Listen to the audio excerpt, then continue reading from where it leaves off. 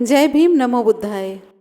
आज हम बात करेंगे पेरियार से संबंधित कुछ बातें जो कि पिछले वीडियो में छूट गई थी।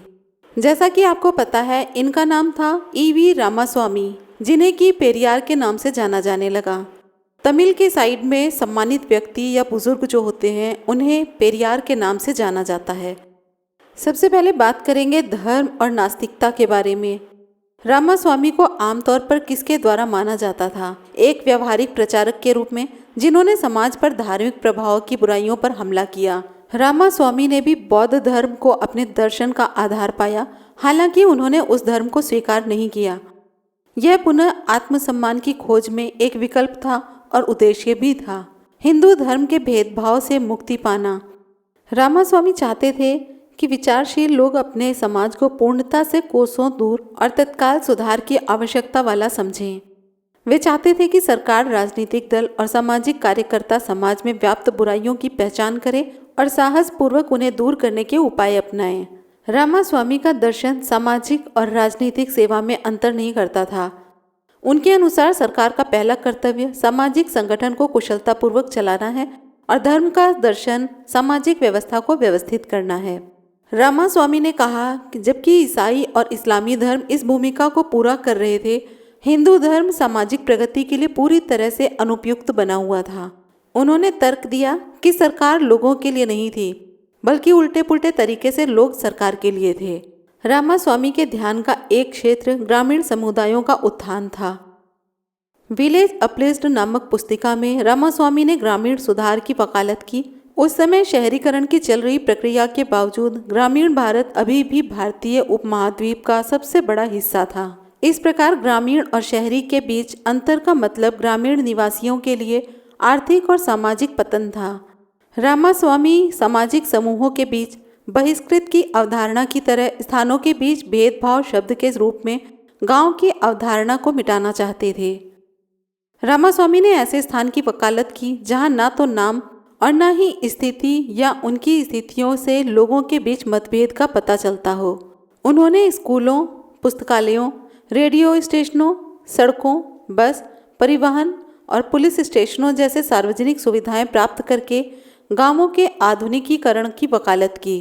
रामास्वामी ने महसूस किया कि कुछ चालाक लोगों ने भारतीय समाज पर हावी होने के लिए जाति भेद पैदा किया। इसलिए उन्होंने इस बात पर जोर दिया कि व्यक्तियों को सबसे पहले आत्मसम्मान विकसित करना चाहिए और प्रस्तावों का तर्कसंगत रूप से विश्लेषण करना सीखना चाहिए। रामास्वामी के अनुसार एक स्वाभिमानी तर्कवादी को तुरंत एहसास होगा कि जाति व्यवस्था आत्मसम्मान का गला घोंट रही है और इसलिए वह इस खतरे से छुटकारा पाने का प्रयास करेगा। रामास्वामी ने कहा कि दक्षिण भारत में जाति व्यवस्था इंडो आर्यन के प्रभाव के कारण उत्तर से ब्राह्मणों के आगमन से जुड़ी हुई है। प्राचीन तमिलनाडु, जो कि तमिलक्कम का हिस्सा है, वहाँ पर 4 या 5 क्षेत्रों में समाज का एक अलग ही स्तरीकरण था, जो प्राकृतिक परिवेश और जीवन यापन के पर्याप्त साधनों द्वारा निर्धारित होता था। रामास्वामी ने यह भी तर्क दिया कि पक्षी, जानवर और कीड़े, जिन्हें बुद्धिवाद से रहित माना जाता है, अपनी प्रजाति में जाति या ऊंच नीच का अंतर पैदा नहीं करते, लेकिन विवेकशील प्राणी माना जाने वाला मनुष्य धर्म और भेदभाव के कारण इनसे पीड़ित था। 1990 के दशक के अंत में तमिलनाडु सरकार द्वारा शुरू की गई समथुपुरम समानता गांव सामाजिक समानता प्रणाली का नाम रामास्वामी के नाम पर रखा गया है। अब बात करेंगे पेरियार ईवी रामास्वामी और महिलाओं के अधिकार के बारे में। एक तर्कवादी और उत्साही समाज सुधारक के रूप में रामास्वामी जीवन भर इस बात पर जोरदार वकालत किए कि महिलाओं को पुरुषों के बराबर समाज में उनका वैध स्थान दिया जाना चाहिए और उन्हें अच्छी शिक्षा दी जानी चाहिए और संपत्ति का अधिकार होना चाहिए। उनका मानना था कि महिलाओं से शादी करने में उम्र और सामाजिक रीति रिवाज कोई बाधा नहीं है। वे चाहते थे कि महिलाएं अपने अधिकारों को समझें और अपने देश के योग्य नागरिक बने। रामास्वामी ने तमिलनाडु और पूरे भारतीय उपमहाद्वीप में महिलाओं के दमन के रूप में विवाह की रूढ़िवादी परंपराओं के खिलाफ लड़ाइयाँ लड़ी। हालांकि व्यवस्थित विवाह का उद्देश्य जोड़े को जीवन भर एक साथ रहने में सक्षम बनाना था, लेकिन इसमें महिलाओं को गुलाम बनाने के लिए हेरफेर किया गया था। उस समय पूरे भारत में बाल विवाह की प्रथा बहुत खराब थी। ऐसा माना जाता था कि युवावस्था के बाद शादी करना पाप होगा। एक और प्रथा थी जो आज भी प्रचलित है, वह है दहेज प्रथा, जहां दुल्हन के परिवार को दुल्हन के लिए पति को भारी भुगतान देना होता है। इसका उद्देश्य नवविवाहित जोड़े को आर्थिक रूप से सहायता करना था, लेकिन कई मामलों में दूल्हे द्वारा दहेज का दुरुपयोग किया गया। इस दुर्व्यवहार का परिणाम दुल्हन के माता पिता की संपत्ति के शोषण में बदल गया और कुछ परिस्थितियों में दहेज हत्याएं हुई। ऐसे सैकड़ों हजारों मामले हैं जहां पत्नियों की हत्या कर दी गई, उनके अंग भंग कर दिए गए और उन्हें जिंदा जला दिया गया, क्योंकि दुल्हन के पिता पति को दहेज का भुगतान करने में असमर्थ थे। रामास्वामी महिलाओं के साथ होने वाले इस दुर्व्यवहार के खिलाफ जमकर खड़े हुए। भारत में महिलाओं को अपने परिवार या पति की संपत्ति पर भी अधिकार नहीं था। रामास्वामी ने इसके लिए जमकर संघर्ष किया और महिलाओं को उचित परिस्थितियों में अपने पतियों से अलग होने, तलाक लेने के अधिकार की भी वकालत की। जबकि रामास्वामी के समय के समाज में जन्म नियंत्रित वर्जित था। उन्होंने न केवल महिलाओं के स्वास्थ्य और जनसंख्या पर नियंत्रण के लिए, बल्कि महिलाओं की मुक्ति के लिए भी इनकी वकालत की। उन्होंने महिलाओं के लिए शुद्धता के पाखंड की आलोचना की और तर्क दिया कि इसे या तो पुरुषों पर भी लागू होना चाहिए या दोनों लिंगों के लिए बिल्कुल भी नहीं। इसके खिलाफ लड़ते हुए रामास्वामी ने देवदासी प्रथा से छुटकारा पाने की वकालत की। उनके विचार में यह महिलाओं के अपमान की एक सूची का एक उदाहरण था। उन्हें दूसरों के मनोरंजन के लिए मंदिरों से जोड़ना और मंदिरों की वेश्याओं के रूप में शामिल करना। इसके अलावा महिलाओं की मुक्ति के लिए रामास्वामी ने उनकी शिक्षा प्राप्त करने और सशस्त्र सेवाओं और पुलिस बल में शामिल होने के लिए अधिकार पर जोर दिया। एमडी गोपाल कृष्णन के अनुसार रामास्वामी और उनके आंदोलन ने तमिल समाज में महिलाओं के लिए बेहतर स्थिति हासिल की। रामास्वामी का मानना था कि शिक्षा और रोजगार के मामले में पुरुषों और महिलाओं के बीच में कोई अंतर नहीं होना चाहिए। गोपाल कृष्णन का कहना है कि राज्य विभागों और यहाँ तक कि केंद्र में रामास्वामी के प्रभाव ने महिलाओं के लिए पुलिस विभागों और सेना में शामिल होना संभव बना दिया। रामास्वामी ने बाल विवाह के खिलाफ भी बात की। अब बात करेंगे पेरियार की दूसरी शादी के बारे में, जो कि उन्होंने मनियामई से की थी। ईवी रामास्वामी उर्फ पेरियार दक्षिण भारत के बहुत ताकतवर नेता थे। उन्हें खासकर जातिवाद विरोधी और समाज के दबे कुचले वर्ग को साथ लेकर बड़ा आंदोलन खड़ा करने के लिए जाना जाता था। वे हिंदू धर्म और ब्राह्मणवाद के प्रबल विरोधियों में से थे। पेरियार का कद तमिल राजनीति में इतना बड़ा हो गया कि उनके आसपास भी वहाँ कोई दिखता नहीं था। उनकी सभाओं में खूब भीड़ जुटती थी। वो लगातार मूर्ति पूजा के खिलाफ भाषण देते थे। एक तरफ उनके विरोधियों की संख्या बढ़ती जा रही थी और दूसरी ओर उनकी पार्टी और कैडर मजबूत होता जा रहा था। पेरियार का चिंतन क्रांतिकारी और लोगों पर असर डालने वाला था। कथनी और करनी में कोई फर्क नहीं था। 19 साल की उम्र में उन्होंने अपने पिता की मर्जी से पहली शादी की, 14 साल की नगम्मा से। उनकी पहली पत्नी पढ़ी लिखी तो नहीं थी, लेकिन उनके साथ रहने से उन्होंने पढ़ना लिखना सीखा, बल्कि अपने पति के साथ आंदोलन में भी बढ़ चढ़कर हिस्सा लेती थी।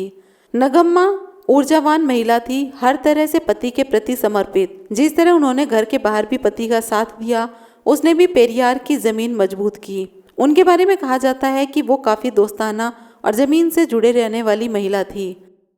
नागम्मा और पेरियार की एक बेटी भी हुई, लेकिन 5 महीने के बाद ही वो चल बसी। इसके बाद उनके कोई बच्चा नहीं हुआ। 1933 में नागम्मा के निधन के बाद पेरियार ने फिर कोई शादी न करने का फैसला कर लिया था। वह पूरी तरह से अपने काम के प्रति समर्पित हो गए। 1942-43 में उन्हीं की पार्टी के दिवंगत नेता कनागसाबाई मुदलियार की बेटी गांधीमयी को उन्होंने अपनी पर्सनल सेक्रेटरी बना लिया। उस वक्त वह 20 वर्ष के आसपास की ऊर्जावान युवती थी। साथ ही पार्टी की सक्रिय कार्यकर्ता होने के साथ सामाजिक न्याय के प्रति समर्पित। वह पेरियार के ऑफिस से लेकर उनकी निजी जिंदगी के इंतजामों को देखने लगी। पेरियार जहां भी जाते वहां वो उनके दौरों में उनके साथ होती। पेरियार इस युवती को मनियामई कहते थे। मनियामई धीरे धीरे न केवल पेरियार की बेहद विश्वास पात्र बन गई, बल्कि वे काफ़ी हद तक उस पर निर्भर हो गए। वो उनकी खुराक से लेकर दवाओं तक का ध्यान रखती थी। पेरियार उससे पार्टी संबंधित चर्चाएं करने लगे और उससे तमाम मामलों में राय लेने लगे। चूंकि मनियामई को पेरियार के घर में ही रहने के लिए कमरा मिला हुआ था, लिहाजा दोनों के संबंधों को लेकर तमाम तरह की अटकलें लगने शुरू हो गई। लेकिन दोनों की उम्र में बड़ा अंतर होने के कारण कभी खुलेआम कुछ नहीं कहा गया। लेकिन ये जरूर था कि जिस तरह मनियामई का दखल पार्टी के कामों और फैसलों में बढ़ गया था, उसे लेकर पार्टी के बड़े नेता और पेरियार के बेहद करीबी भी नाखुश थे। 19 जून 1949 को पेरियार ने अपने अखबार विद्युत लाई में एक बयान दिया, मेरे खराब स्वास्थ्य को देखते हुए मैं संगठन को किसी सक्षम शख्स को सौंपना चाहता था, लेकिन अब मुझे ऐसा कोई नहीं मिला, इसलिए अब मैंने एक उत्तराधिकारी नियुक्त करने का फैसला किया है जो पार्टी के मामलों को देखेगा और मुझसे जुड़े ट्रस्ट के वित्तीय कामकाज पर नियंत्रण रखेगा। 28 जून को उन्होंने अपने अखबार में एक और बयान दिया जिसमें उन्होंने कहा कि पिछले 5 सालों से मनियामई उनकी देखरेख कर रही है, वह द्रविड़ कशगम के आदर्शों के प्रति भी समर्पित है, इसलिए मैंने फैसला किया है कि मैं मनियामई के साथ विवाह के गठबंधन में बन जाऊं ताकि ट्रस्ट और व्यक्तिगत संपत्ति का अधिकार उन्हें सौंप सकूं, और साथ ही उन्होंने द्रविड़ कशगम का चेयरमैन का दायित्व सौंप सकूं, वही उनकी राजनीतिक और व्यक्तिगत उत्तराधिकारी होंगी। पेरियार शादी के बाद 24 सालों तक जिंदा रहे, लेकिन पार्टी का कामकाज और दौरों में उनकी मौजूदगी कम होती गई। मनियामई ने पार्टी को मजबूत करने का काम किया, लेकिन वो ऐसा नहीं कर पाई। हालांकि सामाजिक सुधार के क्षेत्र में मनियामई की अगुवाई में पेरियार ट्रस्ट ने बढ़िया काम किया। कई स्कूल और अस्पताल खोले गए। मनियामई के करीबी उन्हें साधारण तरीके से रहने वाली महिला बताते हैं। हालांकि 1974 में तब देश भर में चर्चाओं में आई, जबकि दिल्ली में उन्होंने तत्कालीन प्रधानमंत्री इंदिरा गांधी के खिलाफ प्रदर्शन किया। साथ में रावण लीला का आयोजन करते हुए राम, लक्ष्मण और सीता के पुतले जलाए। आपातकाल का खुलकर विरोध किया, लेकिन इसके बावजूद डीके कभी तमिलनाडु की राजनीति में वो ताकत नहीं बना सकी जो दर्जा अन्नादुरई की डीएमके को हासिल हुआ।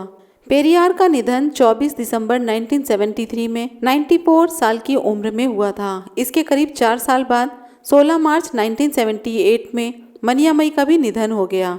तो इस वीडियो से आपको पता चल गया होगा कि पेरियार ने अपनी बेटी से शादी नहीं की, हाँ, लेकिन उन्होंने अपने से उम्र में छोटी लड़की से शादी जरूर की। इस वीडियो से संबंधित अपनी राय कमेंट बॉक्स में ज़रूर दें। वीडियो अच्छी लगी हो तो लाइक, कमेंट, शेयर करना ना भूलें और हमसे जुड़े रहने के लिए चैनल को सब्सक्राइब ज़रूर करें। फिर मिलेंगे अगले वीडियो में। जय भीम, नमो बुद्धाय।